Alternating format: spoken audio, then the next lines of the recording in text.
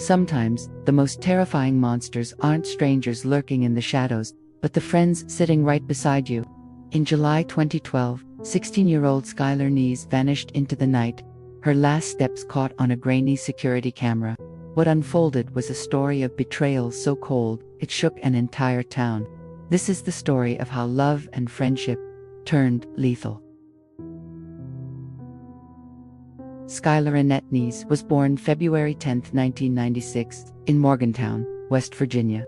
Bright, ambitious, with dreams of becoming a criminal lawyer, she loved reading, tweeting about her teenage thoughts, and spending time with her two best friends, Sheila, Eddy, and Rachel Shoaf. Two outsiders, the three were inseparable, but under the surface, jealousy and toxicity were boiling, soon to explode. On July 6, 2012, at midnight, Skylar quietly slipped out her bedroom window to meet her friends. Her father, Dave, found the window propped open the next morning, the bed untouched. At first, police assumed she was a runaway.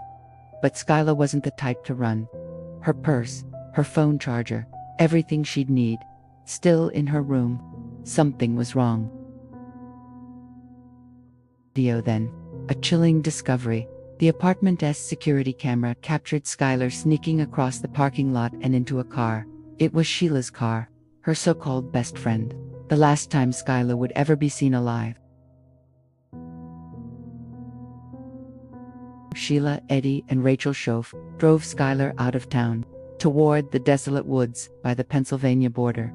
They laughed, sang, smoked, but beneath the surface, they carried knives and a plan. Once they reached the clearing, the three girls got out, pretending it was just another hangout. Then, the signal. On the count of 3, Sheila and Rachel pulled out their knives and stabbed Skylar dozens of times. Skylar fought back, begging, but she never stood a chance. She was only 16. Why? Rachel later confessed, "We just didn't like her anymore. That was it. No jealousy over boys, no fight over money, just cold, teenage cruelty." To them, Skylar was disposable, a best friend, turned victim. The girls tried to bury Skylar's body under branches and rocks, but the soil was too hard. They left her partially covered in the dirt, her life discarded like garbage. Then they drove home, posted on social media as if nothing had happened, and joined the search for their missing friend. Sheila even tweeted, "Always keep your friends close, and your enemies closer." The town didn't yet know. The killer was hiding in plain sight. At first, police treated it as a runaway case, but Skylar's parents insisted she wouldn't have left. The CCTV footage changed everything, proving she had willingly entered Sheila's car. Police began monitoring Sheila and Rachel, but the girls kept lying, spinning stories about dropping Skylar off and never seeing her again. Yet detectives noticed their inconsistencies and their disturbing lack of grief. Months passed. Then, in December 2012, Rachel cracked. During a mental breakdown, she confessed. Skylar was dead. She led police to the forest where the body was hidden. Investigators uncovered human remains in January 2013. DNA confirmed what Skylar's parents already feared. Their only child was gone.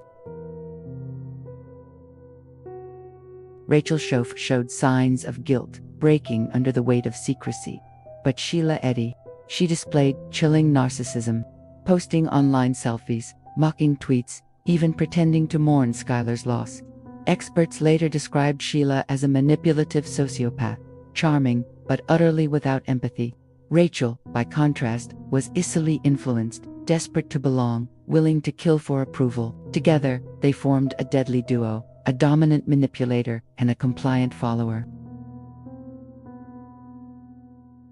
In January 2013, Rachel pled guilty to second-degree murder. Sheila maintained her innocence until overwhelming evidence forced her to accept a plea deal. In 2014, she was sentenced to life in prison, with the possibility of parole after 15 years. Skylar's parents, shattered, pushed for justice and later worked to change laws about missing children. Skylar trusted the wrong friends, and paid the ultimate price. Her death serves as a reminder of how quickly loyalty can twist into betrayal, and how darkness can live in even the most ordinary places. She was only 16, with her whole life ahead of her, betrayed not by enemies, but by the people she loved the most.